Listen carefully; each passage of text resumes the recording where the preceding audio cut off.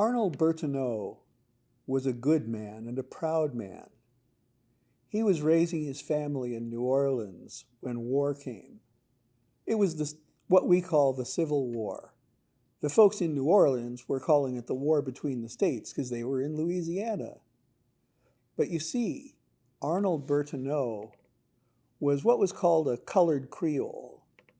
Now, the colored Creole families of New Orleans came from stock that was partly free African Americans and partly French businessmen from the old days of New Orleans. And they had a special place in the culture there. They were lower than the white folks, but higher than the African American folks for the most part, because, well, they were in between. In the old rules of New Orleans, that was how things were. Now, Arnold Bertonneau was an officer in a regiment of militia there in Louisiana, and they were called, well, that's difficult to explain in modern terms because it was a regiment where the privates and the corporals and the sergeants were all free African Americans in a place where a lot of African Americans were still slaves. And so they were referred to as an African regiment or a colored regiment. But Arnold Bertonneau was an officer there in that militia unit. And when the war broke out, well, they lived in Louisiana, and they thought, we should work to defend the state of Louisiana. And they offered themselves to the governor, and the governor said, why, sure, you can do parades and stuff and guard the city of New Orleans. It's not going to matter. Nobody's going to attack that city anyway. And so they were in New Orleans, where most of them lived.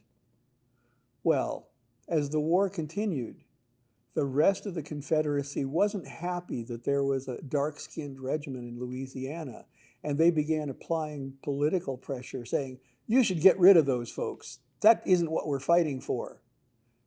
And so the state of Louisiana disbanded that regiment and sent them home. And then things took a turn for the worse. The Union Army decided to attack New Orleans, and the governor said, maybe I better call them back up. And he called up that regiment again, and they rejoined the army, and they stood there in New Orleans. But they still didn't get to fight because, well, New Orleans surrendered. And the Confederate Army still didn't want them, so they were left behind when the Confederate Army left New Orleans. Well, the Union Army came in, and they found that there was a regiment there of African Americans with colored Creole officers. And they said, you know, you should really join our side. I mean, we're fighting against the people who are holding other African Americans as slaves. And the men of that regiment thought and said, you might be right. And the officers did join the Union Army and a lot of the enlisted men. And so they formed a new regiment of African Americans in the Union Army. They even proved their worth in battle when there were fights along the Mississippi River.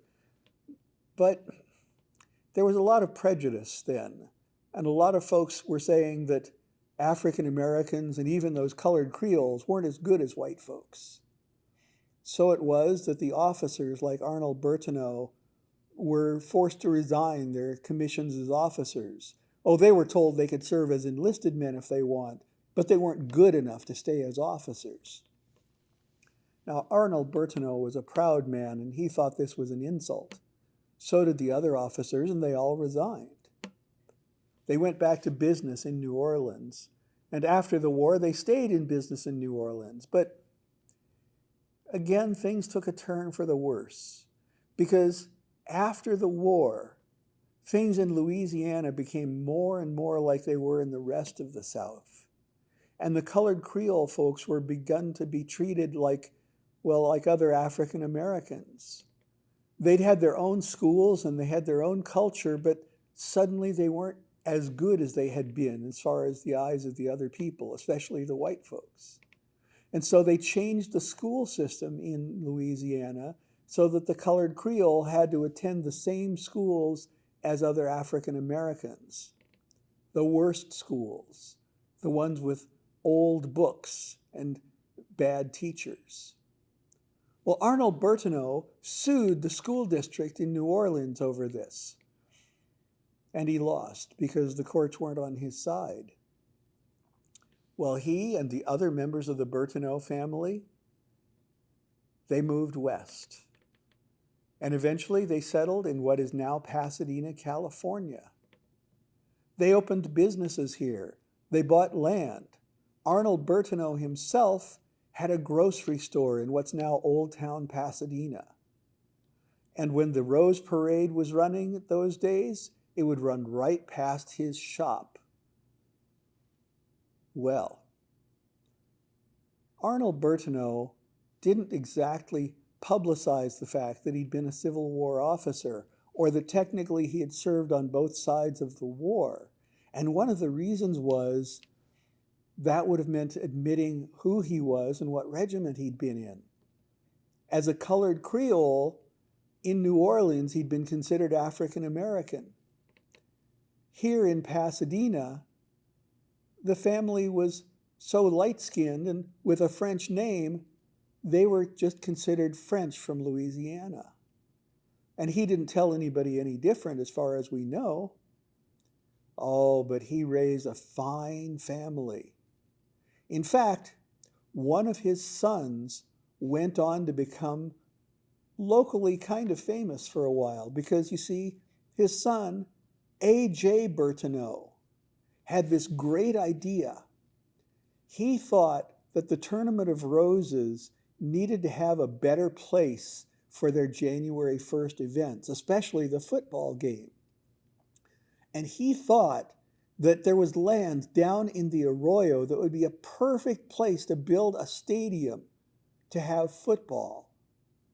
And so it was that Arnold Bertonneau's son, the one that he tried to get better schooling for in New Orleans, helped us build what is now the Rose Bowl, one of the most famous football stadiums in the entire world.